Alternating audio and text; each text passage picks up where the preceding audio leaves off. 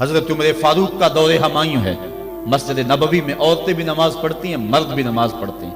مرور زمانہ اور فتنے کے اندیشے سے حضرت عمر فاروق کے دور میں عورتوں کو مسجد میں باجماعت نماز پڑھنے آنے سے منع کیا گیا تھا، ورنہ پہلے مردوں کی صفیں، پھر بچوں کی، پھر خنسا، اور پھر اس کے بعد عورتوں کی صفیں ہوا کرتی تھی۔ حضرت عمر فاروق کے دور میں جو ہے وہ کچھ دور گزرنے کے بعد اس کی ممانعت ہوئی۔ آپ کا دور ہمایوں میں مسجد میں عورتیں بھی نمازیں پڑھنے آتی ہیں اور مرد بھی۔ ایک عورت اللہ نے اس کو شکل و صورت سے نواز رکھا ہے، وہ نماز پڑھنے آتی ہے، ایک نوجوان رستہ روک کے کھڑا ہو جاتا ہے، 2 4 5 مرتبہ اس نے اس کی مزاحمت کے انداز کو دیکھا۔ ایک دن رک کر پوچھا تجھے کیا مسئلہ ہے؟ اس نے اپنے قلب کی خواہش کا اظہار کیا کہ میں تیرا متوالا ہوں، چاہنے والا ہوں، تیری ایک ایک ادا پہ 100 جان سے قربان ہونے کے لیے تیار کھڑا ہوں۔ اس نے کہا میری ایک شرط پوری کر دے، میں تیری ہر خواہش، تیری ہر بات مانوں۔ اس نے کہا جلدی کہو، میں تمہارے لیے آسمان سے تارے بھی توڑ لاؤں گا۔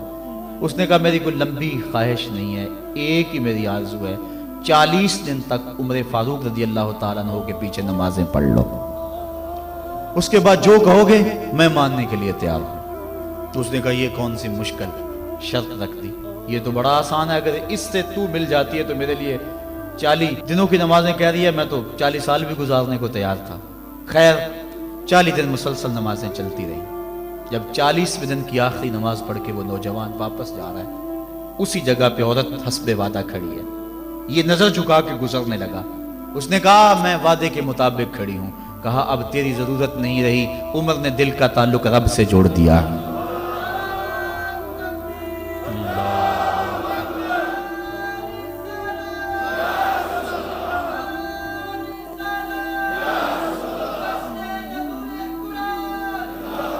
اگر ہم 40 سال ہمارے پیچھے لوگ نمازیں پڑھتے رہیں اور ان میں تبدیلی نہ آئے تو پھر ہمیں سوچنا چاہیے نا، مجھے سوچنا چاہیے کہ 40 سال ہو گئے ایک بندہ میرے پیچھے نماز پڑھا اور اس میں تبدیلی نہیں آ رہی، 40 دن نماز پڑھی، قرآن دل سے نکلا اور زبان کے ذریعے سے دل میں پیوست ہو گیا، دل کی دنیا بدل گئی۔ کاش کہ وہ لوگ دوبارہ منصہ شہود پہ آ جائیں اور وہ لوگ دوبارہ مصلوں کی زینت بن جائیں، جن کے لبوں سے قرآن جب نکلتا ہے تو فرشتے بھی آفرین آفرین کرتے ہیں، اور قرآن دلوں پہ اثر کرتا ہے اور دلوں کے زنگ اترتے ہیں اور روحوں کو قرار ملتا ہے۔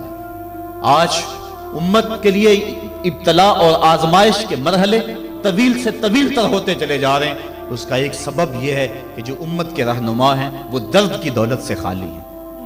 واعظ قوم کی وہ پختہ خیالی نہ رہی، برق طبعی نہ رہی، شعلہ میں کالی نہ رہی، رہ گئی رسم آذاں روح بلالی نہ رہی، فلسفہ رہ گیا تلقین غزالی نہ رہی، مسجد مرثیہ خواہیں کہ نمازی نہ رہے، یعنی صاحب اوصاف وہ حجازی نہ رہے۔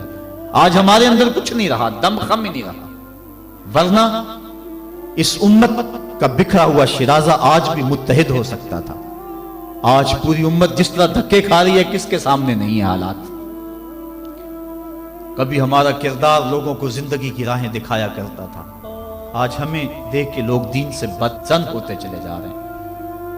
حضرت نبی رحمت صلی اللہ علیہ وآلہ وسلم کی سیرت پر مشتمل ایک کتاب لکھی گئی ہے عرب کا چاند، اور اس کا رائٹر ہے سوامی لکشمن پرشاد، انڈیا کا رہنے والا ہے۔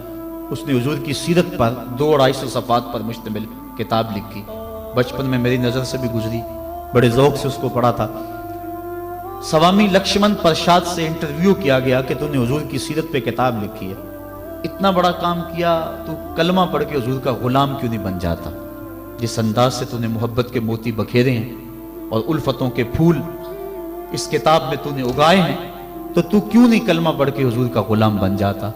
تو لالو کا جواب سنیے، ہماری آنکھیں کھول دینے کے لیے کافی ہے، اور اتنا زناٹے دار تماچا ہے، اگر ہم محسوس کریں تو صدیوں اس کی کسک نہ جائے، اگر نہ محسوس کریں تو وہ ایک گاڑی کے پیچھے لکھا تھا عقل نہ ہو تو موجیں ہی موجیں، لیکن اگر سمجھنے کی بات ہو تو اتنی بڑی تنبیہ ہے کہ پاؤں کے نیچے سے زمین نکل جاتی ہے اور ہمیں اپنے وجود سے شرم آتی ہے، ہمارے جسم کا ایک ایک رواں پسینے سے شرابور ہو جاتا ہے۔ سوامی لکشمن پرشاد نے جواب دیا، کہا جب میں حضور کی سیرت لکھنے بیٹھا، بڑی بڑی امہات کتب سیر کو پڑھا، اور اس کے نتیجے میں نے یہ کتاب تیار کی ہے۔